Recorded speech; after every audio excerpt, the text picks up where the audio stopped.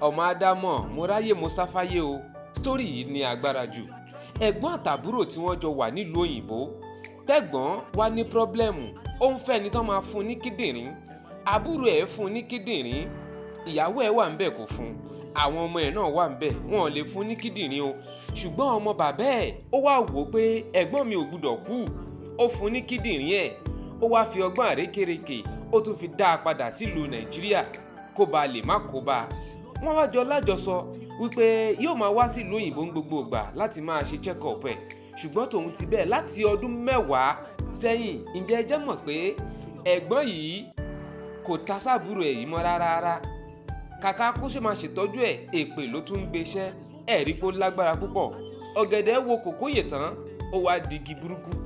Ẹ wò ó, ẹ jẹ́ ká jọ fetí gbéyàwó ọ̀rọ̀. Ẹ gbọ́ wìnrìnwìnrìn nínú fídíò yìí o. Ṣùgbọ́n kí n tó play fídíò yẹn, tó bá jẹ́ gbà àkọ́kọ́ lélẹ́yìí tẹ́ ń darapọ̀ mọ́ mi lórí ìkànnì Gist Entertainment, ẹ dákun ẹ máa bá mi click lórí subscribe button kẹ́ wá rí dájú pé ẹ drop comment, ẹ drop opinion yín kí lẹ lè sọ nípa arákùnrin. Ẹ̀yin náà ẹ gbọ́ n tó sọ, n tàbúrò ẹ sọ àti n tárákùnrin náà sọ. Kí lẹ lè sọ nípa arákùnrin yìí gangan tí wọ́n fún ní kíndìnrín. Ẹ jẹ́ ká jọ gbádùn ẹ̀.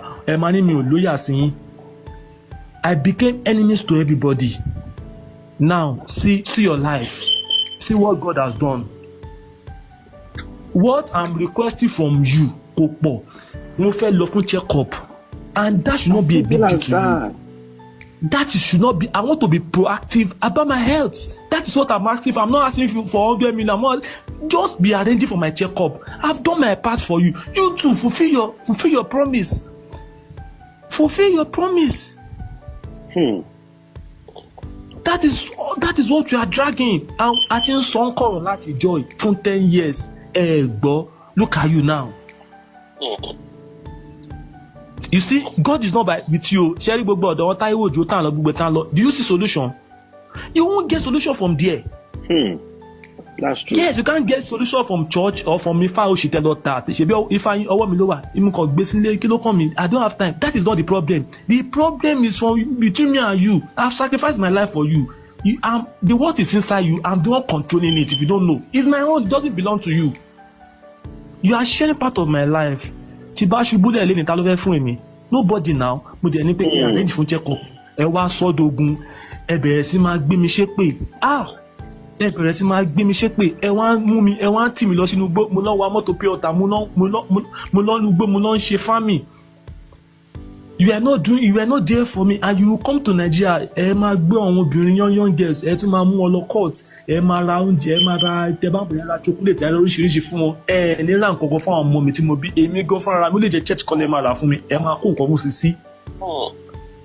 It's not fair. Ó tún wá dorí pé ó tún wá di time kan girlfriend yín. Ẹ tún wá ń try láti mú àwọn ọmọ ẹ lọ sọ́hùn. Èmi dẹ̀ wà ń bí báyìí. Ẹ mú èmi lọ. I have the letter with me. Ibi tẹ́ fẹ́ mú àwọn ọmọ Bùsọ́lá lọ sọ́hùn.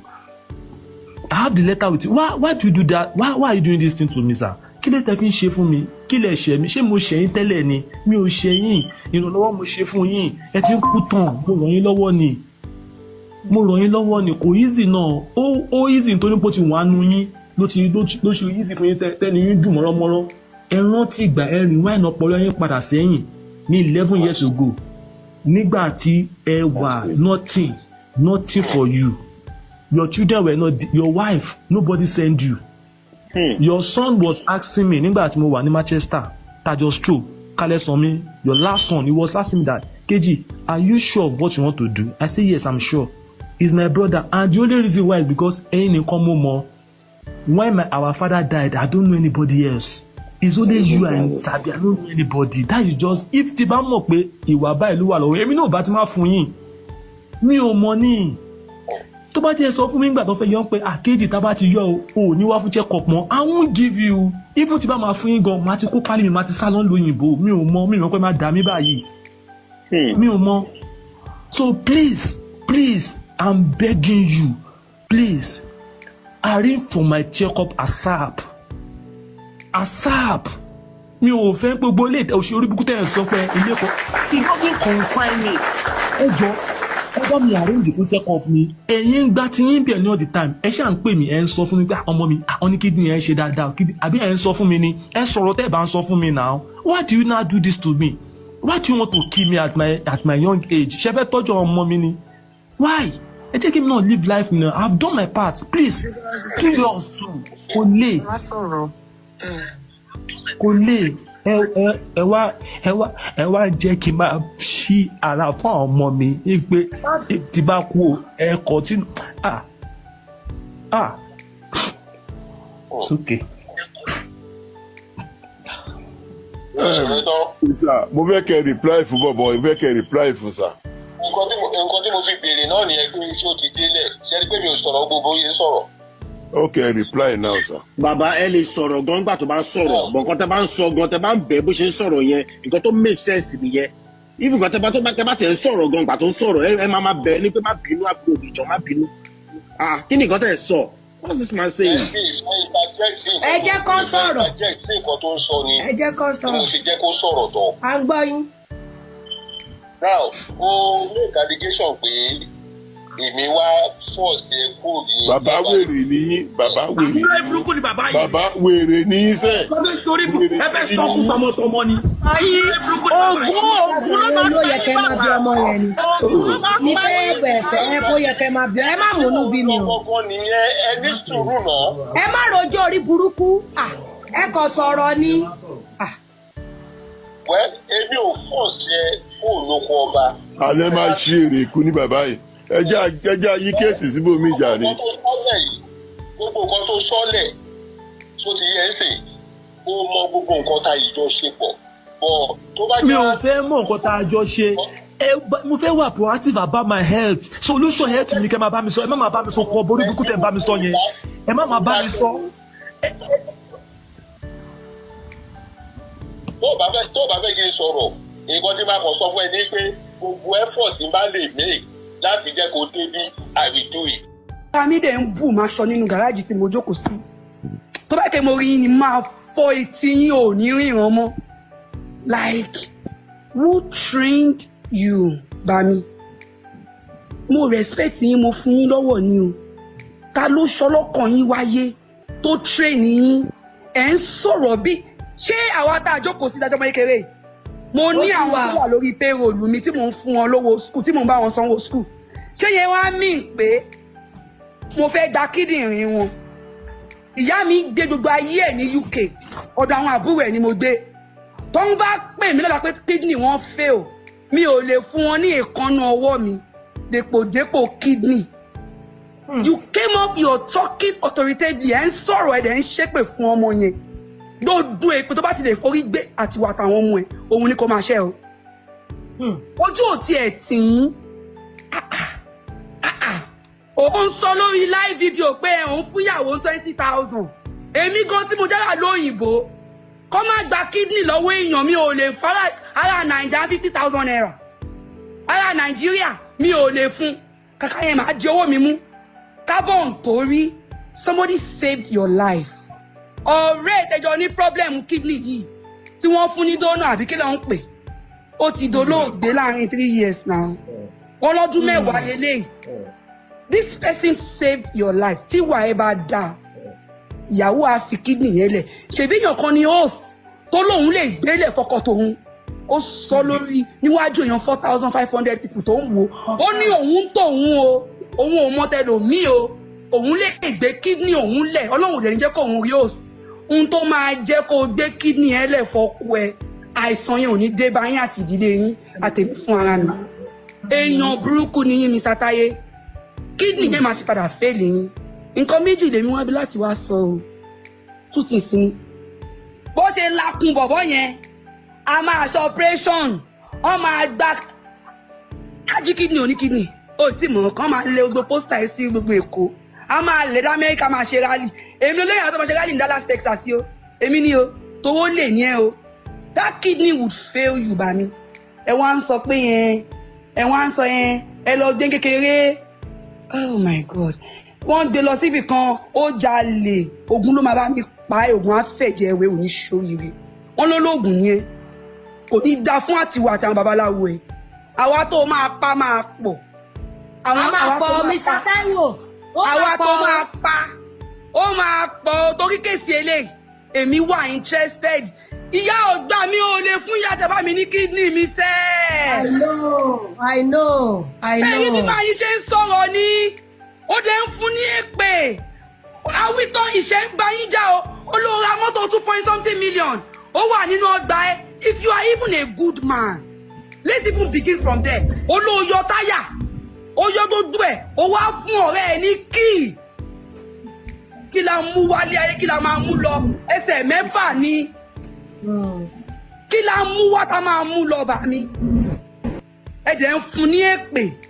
Ẹ wá bí ẹni guts. Ẹni effrontery. You're talking as if torí kò ti rán lọ school. Kò wá kàwé tán. He has the right to give you his kidney. Ó kàwé tán. Result ẹ wà lọ́wọ́ mi. Ó mọ̀ ṣe bá jọ wà ń bí ní òun pèntì ẹ̀ sí wa bíi pé hooligans ni ó lọ jalè ìgbà ni gbogbo àwọn ẹjọ́ tẹ̀yẹ̀ rògbòn ẹjọ́ kọ́tà ìyá ọ̀gbà gan nice tí wọ́n lísìn sí gbogbo àwọn ẹjọ́ kọ́tà dọ̀tí odidi àgbàlagbà olúwa òde máa bá mi mú bàbá yìí lọ kó fún wa ní Mohbad torí àṣìgbé ọmọ wọ́ọ̀dù ní yìnbá mi mo dẹ̀ mọ̀ pé kò ń ṣojú lásán ló fi gba kíndìnrín yẹn lọ́wọ́ ọmọkùnrin yẹn wọ́n ní olóògùn ni ẹ́ oògùn ò kí ń mújọba òyìnbó ó bá sá wọ́n máa fowó ẹ̀jẹ̀ ṣíkìnnú ilé wọn ni kò síbi tó lè sáde síbi tó ti ń ṣoògùn jù ilẹ̀ yíbò ni bó o lọ ọbẹ̀ oògùn ẹ̀ ò lè ṣiṣẹ́ torí ẹni tó ń gbénu tàwájú ẹni tó ń gbélé ayé lọ ta ló mọ̀ bóyá ibi tẹ́ ti jọ ń tojú bọlẹ̀ kiri bọ́mọ yẹn ṣe sọ wọn ní gbogbo ilé babaláwo ẹjọ́ máa ń lọ bóyá wọ́n ti pa níyè wọ́n ti fẹ́ ọkàn sí láfẹ́fẹ́ iye bọ̀bọ́ yẹn ti lọ tí kéèsì bá lọ́dọ̀ ìjọba bá ní ó máa ṣí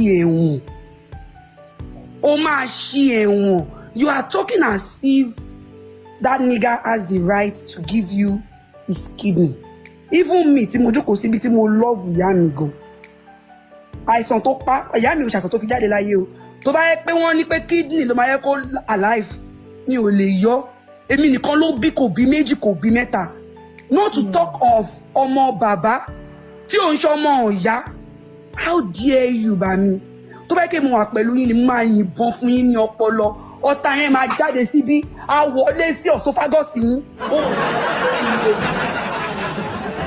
like ẹ wá wí tán ẹni ṣé o bẹ́ẹ̀ ni kò ní dá fún ẹni tó ṣọlọ́pọ̀ ẹ wálé ayé onílájọbí máa dá alájọbí máa dá lọ sínú ẹ̀wọ̀n àdàbí tó bá yẹ pé ọmọkùnrin yìí ìfẹ́ tó fi hàn sí tó lóun gúgù kọ́ ló fi fún ẹ ní kidney under the law as at of 26 years old ọmọ kékeré ṣì ni ọ̀rá níyè ni secondly kò sẹ́ni tó gbé ìwé dèlú òyìnbó tó bá yẹ pé bóyá sọ fún wa pé ọmọ yìí òun gẹ́gẹ́ bí ọmọ gbogbo wa la wọlé one way or the other either way bóyá student bóyá visiting lọ́yà ò ní sọ fún ẹ pé kí ọmọ tó bá mú wọlé overstay ìwọ ọmọ ọlọ́gbọ́n tó o mọ̀ pọ́n ti yọ kidney èèyàn health system Nàìjíríà lè fail ọmọ yẹn bọ́ ó dá padà sẹ́kọ̀ọ́ torí pé o mọ̀ pé tọmọ yẹn bá gbé lóyìnbó ó máa mọ graffiti nǹkan tó ṣe fún ẹ táwọn náà máa kọ sí ẹ pé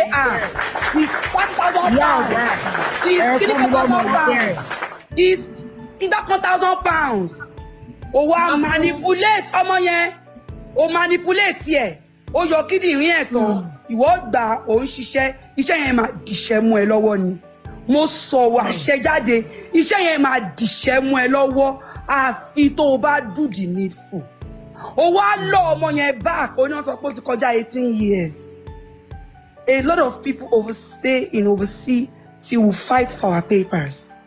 That's right. That guy can be in the UK. I came to students and today I'm a citizen of the United States. Ṣé ìgbà tẹ́yìn wọlé tó gbéwèé wọlé ni? Tó bá yẹ kí ọmọ yẹn wà ní UK láti oyè ogún ọdún yìí, UK ní benefit ju America àti Canada lọ. Bàbá yẹn ń gba owó lórí ohun tó ṣe yẹn. Wọ́n ẹ̀dá wọn benefit ni. Bàbá yẹn ń gba owó lórí ẹ̀. Tó bá yẹ pé ọmọkùnrin yìí wà ní UK, wọ́n máa fún nílé ọ̀fẹ́. Wọ́n máa ṣe ọ̀pọ̀lọpọ̀ nǹkan fún. Benefit will be open to that guy. Watch list. Ó tún máa wà watch list. Benefit will be open to that guy. Ó wá sókè. ó ṣàyà gbangba ó wá nìyẹn èpè kínní kan níṣẹ́ lára mi ń bù máa aṣọ mú ní kílé tí ó sì ṣe báyìí àwọn ẹjọ́ kọ́tà ọlọ́run ò dẹ̀ dá Mohbad padà fún wa kó o pe máa yín sọ́dọ̀ sórí ohun tó fẹ́ kẹsẹ̀ tá a bá bẹ̀rẹ̀ o ò ní nísinmi ohun tó fẹ́ kẹsẹ̀ o ní go to hell o ń sọ̀rọ̀ bí ìyá ṣàlì go to hell okay we will go to kidney ẹni tó fún ẹ kidney kó go to hell. o ní kó go to hell under the law nílùú òyìnbó o lè threat èèyàn pé o máa pa. tó ti rí àwọn ẹ̀sùn ẹ under the law wọ́n fi yẹn kàjọ ara you call your lawyer kò ní da fún àti lọ́ọ̀yà ẹ̀. ebi ló ń pa mọ́nàmọ́ná kó ebi ló máa bá mi pa ẹkún ìlú òyìnbó you have 4 kids kò dẹ̀ sí ọ̀kan náà àwọn mẹ́rẹ̀ẹ̀rin tán lè yọ̀ǹda kidney fún ẹ and you came up here you are saying òun lọ school òun ra engine you are saying àwọn owó dọ̀tí owó tí mo ń fún àwọn tí mi ò mọ̀ rí gan not to now say ẹni tó fún ẹ ní kidney humans are wicked bọ̀bọ̀ yẹn ń làágùn under the fan ó ń làágùn ó ń sọ pé wọ́n ní kọ́ wọ́n ṣe àmà ní kọ́ máa wá sí UK máa ṣe check up but we have all the evidences where they stated it on the notes pé 12 months time that man needs to come back for check up ó wá gbé statement of accounts everybody ló mọ̀ pé any visa tó bá fẹ́ gbà ń lu yìí apart from America EU to be precise àti Canada they want to see your statement of accounts. £297. ó wá gbé £297 síbẹ̀ ó lọ fi ṣe visa fún torí pé o mọ̀ kó tọmọ yẹn bá wọlé ìyẹn ò tún lọ overrun gbogbo owó tó máa yìí ná ó gba receipt tiẹ̀ lọ́wọ́ bọ̀bọ́ yìí.